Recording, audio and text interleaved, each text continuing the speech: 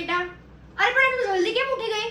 અરે હું તો મને શું સવારે રીલ ના જોઉં ને ત્યાં સુધી એટલા માટે હું રીલ જોઉં છું. આરામથી 9-10 વાગે ઉઠજો, જા સુઈ જા. આ શું દર વખતે મારા છોકરા હારે બહાર જાય છે? ફ્રેન્ડ ભાઈબંધ બેનપણીઓ હારે જા બહાર ક્યારેક, આમ નાઇટ આઉટ કરો, મજા આવે. જાઓ. હેલો, હા દીદી. હા આજે આપણે નાઇટ આઉટ કરવા જઈએ છીએ યાર, બહુ બોર થઈ ગઈ છું. હા અરે પાછી આ શું સાડી પહેરીને બહાર જાસ? અમારી બેનપણીઓ જોશે ને તો મારું નાક કપાઈ જશે. મસ્ત વન પીસ પહેરીને જાઓ હો ને, મારા કબટમાં પડ્યા છે. ઓ બેટાજી આ શું અત્યારમાં બનાવો છો? અરે સન્ડે એટલે આપણે કઈ બનાવવાનું ના હોય. જો બનાવવું હોય ને તો આપણા ઘરના આવા આદમી બનાવે, બાકી આપણે બહારથી ઓર્ડર કરી દેવાનો. હાલો બહુ શાંતિથી સન્ડે શું જોયા કરે છે? હાલ મને ગેમ રમવી હોય તો આ ગેમિંગ કરવાનું, આખો દિવસ ઘરનું કામ કરવાનું હોય.